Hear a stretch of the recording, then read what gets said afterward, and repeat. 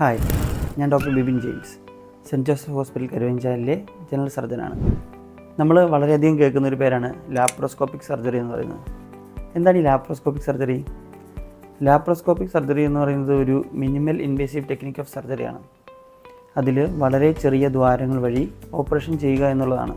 ഈ minimal invasive ടെക്നിക്സിൽ നമ്മൾ വയറ് തുറന്നുള്ള ഓപ്പറേഷനുകൾക്ക് പകരം ചെറിയ ദ്വാരങ്ങളിലൂടെ വയറിനുള്ളിലേക്ക് ചെയ്യുന്ന ഓപ്പറേഷനെയാണ് ലാപ്രോസ്കോപ്പി എന്ന് പറയുന്നത്. നമുക്ക് എങ്ങനെയാണ് ഈ ലാപ്രോസ്കോപ്പിക് സർജറികൾ ചെയ്യുന്നതെന്ന് നോക്കാം. ഒരു വ്യക്തിയുടെ വയറിനുള്ളിലേക്ക് നമ്മൾ കാർബൺ ഡൈ ഓക്സൈഡ് ഗ്യാസ് നിറച്ച ശേഷം ഒരു ചെറിയ ദ്വാരം വഴി നമ്മുടെ ക്യാമറ അഥവാ ടെലസ്കോപ്പ് ഇൻട്രൊഡ്യൂസ് ചെയ്യുന്നു.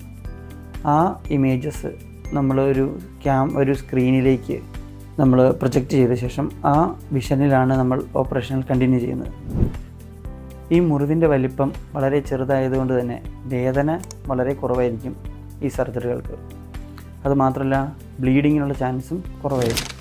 മറ്റ് വയറ് തുറന്നുള്ള ഓപ്പറേഷനുകൾ വെച്ച് നോക്കുമ്പോൾ കോംപ്ലിക്കേഷൻസായ അഡ്ഹഷൻസ് അഥവാ കുടലുകൾ കൊട്ടിപ്പിടിക്കുന്ന അവസ്ഥ വരാനുള്ള സാധ്യത വളരെ കുറവാണ് ലാപ്രോസ്കോപ്പിക് സർജറിക്ക്.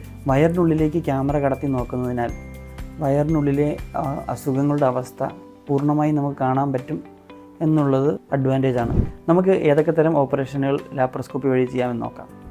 പ്രധാനമായിട്ടും അപ്പൻഡിസെക്ടമി, പിത്താശയം എടുത്തു കളയുന്ന കോളിസിസ്റ്റക്ടമി, ഹെർണിയകൾ മുതലായവയാണ് നമ്മൾ ചെയ്തു വരുന്നത്. ഈ ലാപ്രോസ്കോപ്പിക് സർജറി പോലെ തന്നെ ഉള്ള ഒരു മിനിമൽ ഇൻവേസീവ് ഓപ്പറേഷനാണ് ലേസർ ട്രീറ്റ്മെൻറ്റ്. ഹെമറോയിഡ്സ് അഥവാ പൈൽസ്, പൈലോനൈറ്റൽ സൈനസ്, ഫിസ്റ്റുല പോലുള്ള രോഗങ്ങൾക്ക് ലേസർ ട്രീറ്റ്മെൻറ്റ് ഒരു നല്ല ഓപ്ഷനാണ്.